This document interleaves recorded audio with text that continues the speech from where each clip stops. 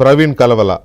ప్రవీణ్, ఇవాళ జరిగిన సోదాలు, అరెస్టులు, దానికి సంబంధించిన స్కామ్లు, వీటికి సంబంధించి అప్డేట్స్ ఇస్తారా? రైట్ సార్, ఈరోజు మనం చూసాం ఏపీ లిక్కర్ స్కాము 15 రోజుల క్రితమే సోదాలు చేసింది. ఈరోజు మరొక అంశం, ప్రధానంగా మరొక ఈసీఐఆర్ నమోదు చేసినటువంటి ఈడీ అధికారులు ఈరోజు 15 ప్రాంతాల్లో సోదాలు చేసి ఈ కేసులో కీలకంగా వ్యవహరించినటువంటి నిందితులిద్దరిని కూడా అరెస్ట్ చేసి కొద్ది నిమిషాల క్రితమే మనం చూస్తున్నటువంటి ఈడీ కోర్టు ముందు కూడా హాజరుపరిచినటువంటి పరిస్థితి ఉంది. మరి కొద్దిసేపట్లో రిమాండ్కి తరలించేటువంటి అవకాశం ఉంటుంది. ముఖ్యంగా దాదాపు ఇప్పటి వరకు మీరు చెప్పినట్లు 195 కోట్ల రూపాయల వరకు కూడా ఈ లిక్కర్ ట్రాన్స్పోర్టేషన్లో అవకతవకలు జరిగాయి.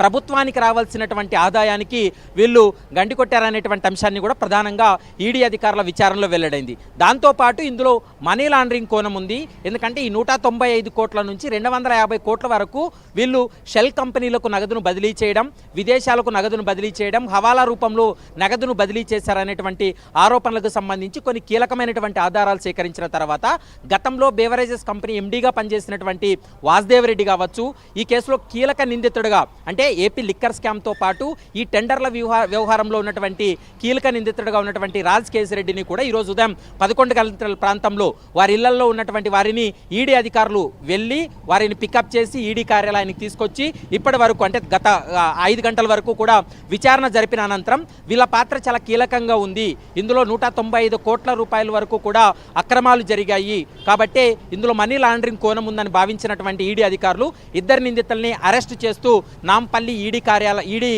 కోర్టు ముందు కూడా హాజరుపరచడం జరిగింది. మరికొద్దిసేపట్లో చెంచల్గూడ జైలుకు కూడా తరలించేటువంటి అవకాశం ఉంటుంది. ఇందులో ముఖ్యంగా వీళ్ళు చేసినటువంటి స్కామ్ ఇప్పటి వరకు మీరు ఎక్స్ప్లెయిన్ చేసినట్లు ఏపీ లిక్కర్ స్కామ్ దేశంలోనే అతిపెద్ద లిక్కర్ స్కామ్ అయినప్పటికీ కూడా దాంతోపాటు టెండర్ల వ్యవహారానికి సంబంధించి ఈ యొక్క లిక్కర్ రవాణా విషయంలో ఏవైతే టెండర్లు పిలుస్తారో ఆ టెండర్ల వ్యవహారంలో కూడా అనేక అక్రమాలు జరిగాయనేటువంటి అంశాన్ని కూడా ప్రధానంగా సిట్ ఇప్పటికే గుర్తించింది. ఏపీ సిట్ ఇన్వెస్టిగేషన్ చేసింది, దానిపైన విచారణ జరిపింది, సోదాలు చేసింది. ఏపీ సిట్ ఇచ్చినటువంటి రిపోర్ట్ను ఆధారంగా చేసుకుని ఈడీ అధికారులు కూడా రంగంలోకి దిగి ఈరోజు ఏకకాలంలో 15 ప్రాంతాల్లో సోదాలు చేసిన తర్వాత ఈ కేసుకు సంబంధించి కొన్ని కీలకమైనటువంటి పత్రాలు, సమాచారాన్ని సీజ్ చేయడం జరిగింది. ఈ కేసులో వీరిద్దరు పాత్ర చాలా కీలకంగా ఉందంటూ కూడా ఇద్దరిని అరెస్ట్ చేశారు. వచ్చే వారం రోజుల వ్యవధిలోని ఈ కేసులో మరికొంతమందిని కూడా అరెస్ట్ చేసేటువంటి అవకాశాలు అయితే స్పష్టంగా కనిపిస్తున్నాయి. ఎందుకంటే వీళ్ళు టెండర్లు ఇచ్చింది కూడా వారి అంటే వైసీపీకి సంబంధించినటువంటి కీలకమైనటువంటి నాయకులకు వీళ్ళు టెండర్లు ఇచ్చారు, ప్రభుత్వానికి రావాల్సినటువంటి ఆదాయాన్ని వీళ్ళు దారి మళ్లించారు. మరోవైపు ఈ యొక్క లిక్కర్ రవాణా విషయంలో కూడా టెండర్ల విషయంలో కూడా వీళ్ళు కమిషన్లు తీసుకొని ఈ టెండర్లను కూడా కేటాయించారు, వాళ్ళకు అప్పగించడం జరిగింది. ఇదంతా కూడా ఒక పక్కా ప్రణాళికతో జరిగింది. ఇదంతా కూడా వాసుదేవ్ రెడ్డి అనేటువంటి వ్యక్తే, ఇతను ఒక ఎండీ స్థాయిలో ఉండి బేవరేజెస్కు ఇతనే ఆపరేట్ చేశాడనేటువంటి అంశాన్ని కూడా పూర్తి స్థాయిలో ఈడీ అధికారులు గుర్తించడం జరిగింది. వీరికి ఇచ్చినటువంటి టెండర్లను, వారి ద్వారా వచ్చినటువంటి కమిషన్ను వీళ్ళు అక్రమంగా వేరే వేరే కంపెనీలకు, షెల్ కంపెనీలు కావచ్చు, హవాలా ద్వారా కావచ్చు, విదేశాలకు కావచ్చు, ఇదంతా కూడా తరలించారనేటువంటి అభియోగాల ఆరోపణలు మాత్రమే ఉండింది. కానీ ఈరోజు ఈడీ అధికారులు పూర్తి స్థాయిలో సోదాల తర్వాత, విచారణ తర్వాత వీళ్ళ పాత్ర చాలా కీలకంగా ఉందని చెప్పి ఇద్దరిని కూడా అరెస్ట్ చేసినటువంటి పరిస్థితి. ఈ మొత్తం ఎపిసోడ్లో మాజీ మంత్రి కారుమూరి నాగేశ్వరరావు పాత్ర ఏమని చెప్తోంది ఈడీ? కారుమూరి నాగేశ్వరరావు ఇంటికి వెళ్ళినటువంటి ఆ సమయంలో కారుమూరి నాగేశ్వరరావు అందుబాటులో లేడు, తను ఏపీలో ఉన్నాడు.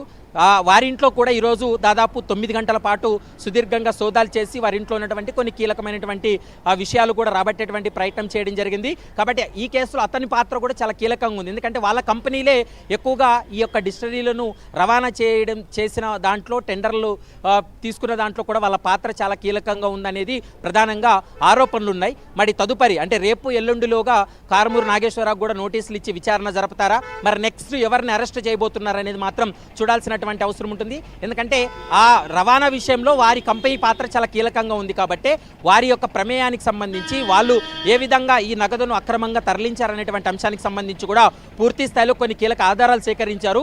రాబోయే 2-3 రోజుల్లో ఈ కేసులో మరికొంతమందిని కూడా అరెస్ట్ చేసి జ్యుడిషియల్ రిమాండ్ కూడా తరలించే అవకాశాలు అయితే అయితే ఇక్కడ విజయసాయిరెడ్డిని ఎంతసేపు విచారించారు? దీంట్లో ఈడీ ఏమని చెప్తోంది?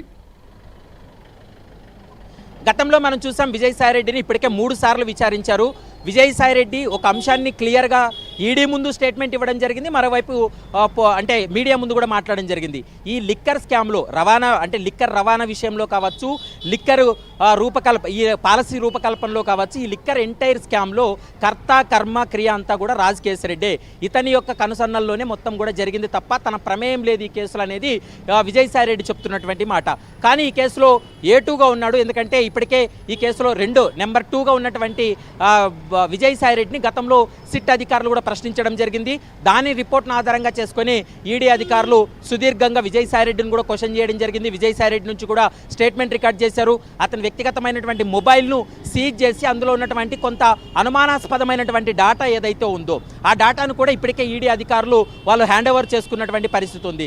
దాన్ని అంతా కూడా పరిశీలించిన తర్వాత విజయసాయి రెడ్డికి మరోసారి నోటీసులు జారీ చేసి వాళ్ళకి ఏదైతే అనుమానం ఉందో ఆ డాటాలో అనుమానం ఉన్నటువంటి అంశాలన్నిటిపైన కూడా క్రాస్ ఎగ్జామినేషన్ చేస్తారు, స్టేట్మెంట్ రికార్డ్ చేస్తారు. తదుపరి అతని పాత్ర ఏమైనా ఎస్టాబ్లిష్ అయితే ఖచ్చితంగా చాలా మందిని ఈ కేసుల్లో అరెస్ట్ చేస్తున్నారు కదా, అదేవిధంగా అతని పాత్ర ఎస్టాబ్లిష్ అయితే మాత్రం ఖచ్చితంగా అరెస్ట్ చేసేటువంటి అవకాశాలు అయితే కనిపిస్తున్నాయి. ఏదేమైనప్పటికీ ఈ కేసులో ఈ అంశం మీద వీళ్ళ స్పందన ఎలా ఉంది? విజయసాయి రెడ్డి వీళ్ళ స్పందన ఏమైనా వచ్చిందా?